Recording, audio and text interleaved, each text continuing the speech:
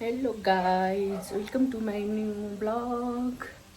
आज चाहिँ म बिरयानी बनाउँदैछु, चिकन बिरयानी। हेर्नु होला चिकन बिरयानी कसरी बनाउने। मलाई आउने रेसिपी तपाईहरुलाई म सेयर गर्नेछु। सुरुमा प्याजलाई रातो हुने गरेर फुराउने हामीले तेलमा। हेर्नु यसमा चाहिँ मैले 3टा प्याज काटेर राखेको छु।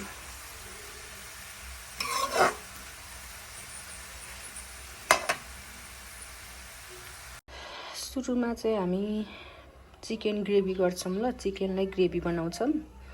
तेल हाल्ने, तेल तात्छ। तेल तातेपछि यो मेथी पड्काउने, अनि त्यसपछि यो सुकेको जिरालाई पड्काउने, अनि यो तेजपत्तालाई राख्ने ल। बिरयानी बनाउँदा चाहिँ सुरुमा म चिकनलाई ग्रेभी गर्छु ल। मेथी कालो भइसकेपछि चाहिँ हामी चिकनलाई ठुल्ठुलो पिसमा पारेको चिकनलाई हाल्छौं ल। चिकनको पिस ठुल्ठुलो पार्नुपर्छ।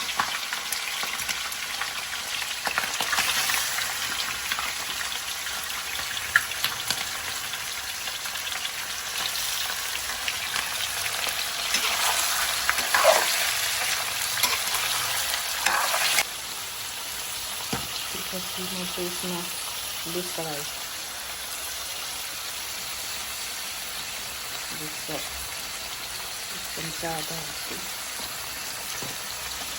फेरि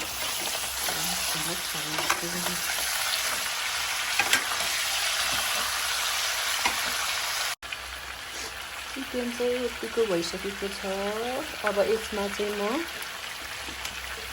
प्याज अनि हरियो खोर्सानी राख्छु ल।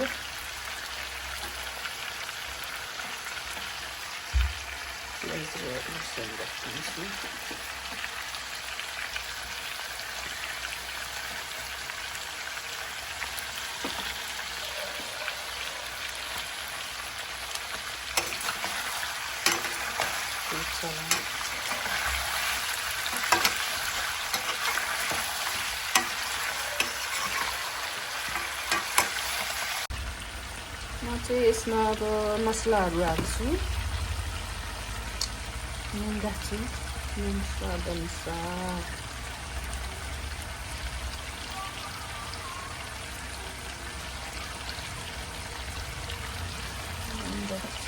त्यसपछि जिराको धुलो,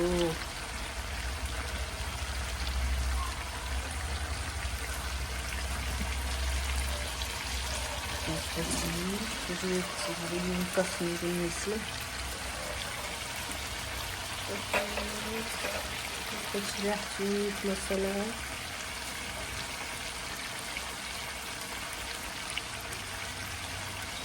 अनि त्यसपछि गरम मसलाको धुलो, गरम मसलाको धुलो राख्छु। अनि त्यसपछि अदुवा लसुनको पेस्ट,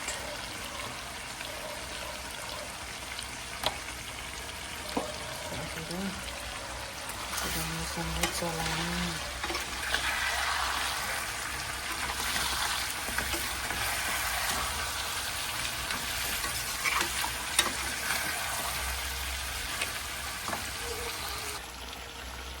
राम्रोसँग चलाउने।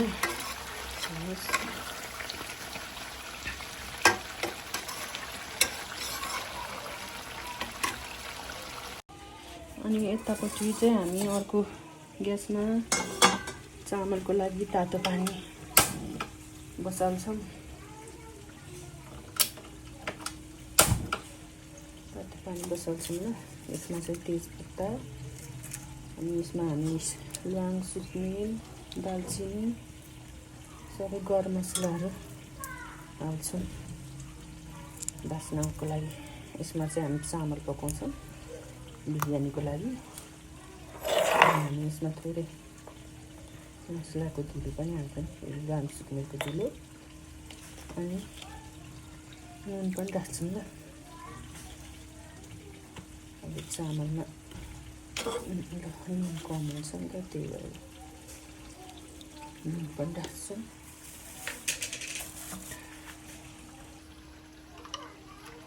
अनि घिउ राख्छौँ पानीमा चम्चा।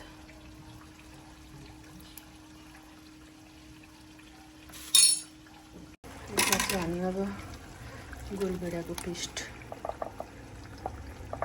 राख्छौँ।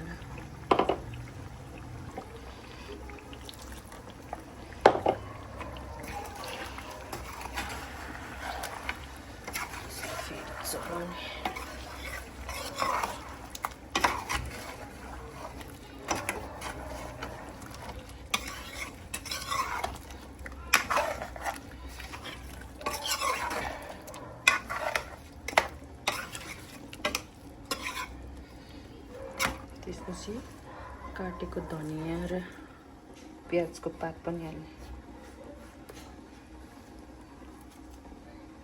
यसलाई चाहिँ अहिले बिरयानी बनाउँदाखेरि पकाउनु पनि भएको भएर धेरै नगरे पनि हुन्छ।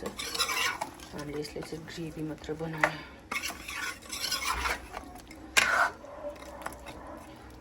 एकछिन पाक्दैन। त्यसपछि हामीले चाहिँ यो लङ ग्रेन चामल भिजाएर राख्नुपर्छ 10-15 मिनट। यसरी भिजाएर राख्नुपर्छ। अनि अघि उमाल्न राखेको पानी छ नि, त्यसमा चाहिँ हामीले पानी उम्लिसक्यो। भनेपछि यो भिजाएर राखेको लङ ग्रेन चामललाई त्यो पानीमा हालिदिनु।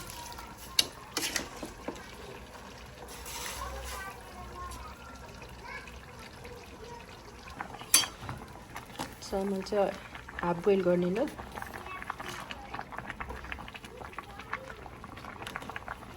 यसले चाहिँ हामीले हाफ बोइल गर्नुपर्छ। यो चाहिँ हाफ बोइल भइसकेको छ। अनि चाहिँ हामी यसलाई खनाउने।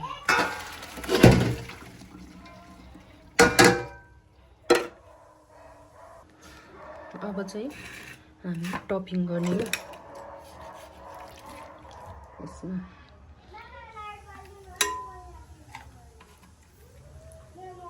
टपिङ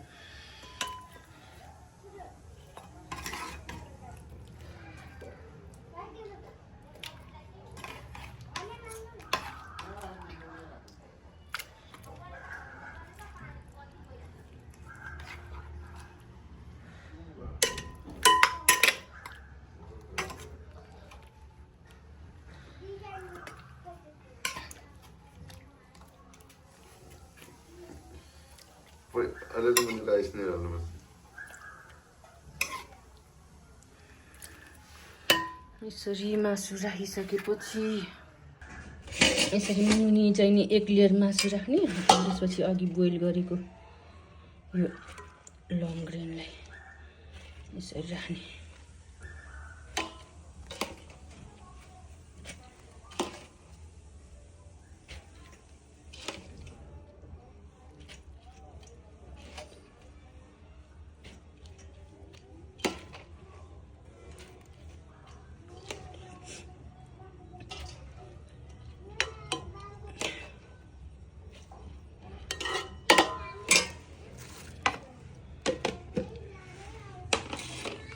त्यसपछि यो अघि फ्राई गरेको प्याजलाई यसरी वरिपरि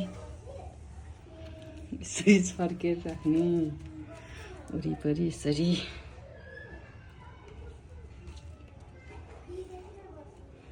अनि धनियाँलाई पनि यसरी राख्ने।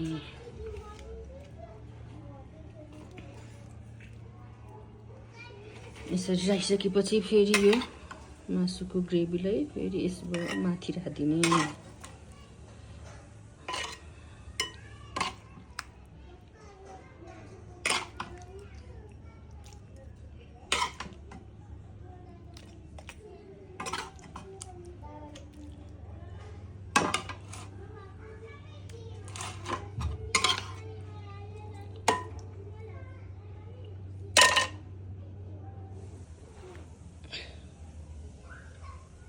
कोही त फ्ल्यासलाइट बस्छ।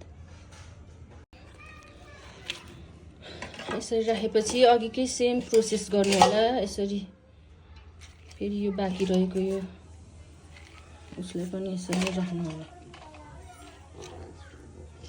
राइसलाई पनि लङ ग्रेन राइस हो यो चाहिँ।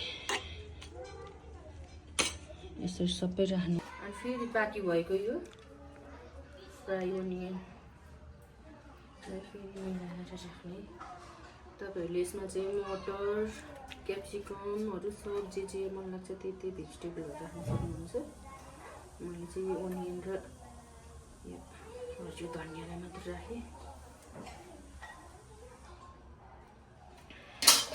अनि त्यसपछि यो चाहिँ गाईको शुद्ध घिउ हो। घिउ पनि राख्नु अलिकति स्वाद मनपर्छ। 2 चम्चा राखेँ मैले चाहिँ। यो चाहिँ हाम्रो फुड कलर हो। हजुरहरूले फुड कलर राख्दा नि हुन्छ, नराख्दा पनि हुन्छ। यसरी मैले चाहिँ राखेँ राम्रो देखाउनको लागि। यसको ढकनी लगाइदिएर ग्यासको फ्लेम लो बनाएर 20 मिनट जति यत्तिकै राख्नुपर्छ। त्यसपछि कस्तो हुन्छ म देखाउँछु है। हाम्रो चाहिँ बिरयानी पाकिसकेको छ। यस्तो भएको छ है यसको लुक्स चाहिँ हेर्न सक्नुहुन्छ। एकदम हेर्दै यम्मी छ लुक्स चाहिँ। अब यसलाई सबै मिक्स गर्ने। मिक्स गर्छु ल यसलाई सबै। अब म हेर्दै गर्नु होला। यो चाहिँ दही हो। दहीमा चाहिँ हामीले यो काटेको प्याजलाई राख्छौँ। यो चाहिँ बिरयानीसँग एकदम कम्बिनेसन हुनाले चाहिँ बनाउनु। अनि त्यसपछि यो काटेको यो काँक्रो पनि यसमा राख्ने। अलिकति स्टोभ पनि। राइता चाहिँ यो सिम्पल हो है। यतिकै रेडी भयो। यसलाई चाहिँ हामीले फ्रिजमा राख। यसको फाइनल लुक चाहिँ यस्तो भएको छ। हेर्न सक्नुहुन्छ। Yummy yummy. म चाहिँ मेरो छोरीलाई सर्भ गरिदिन्छु ल सुरुमा।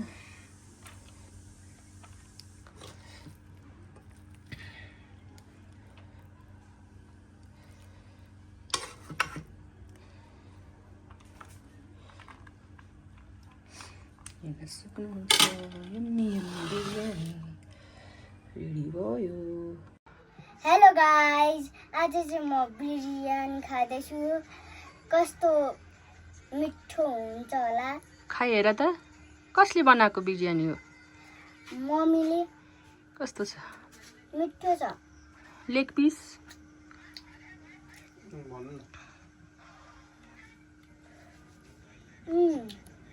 Yummy yummy.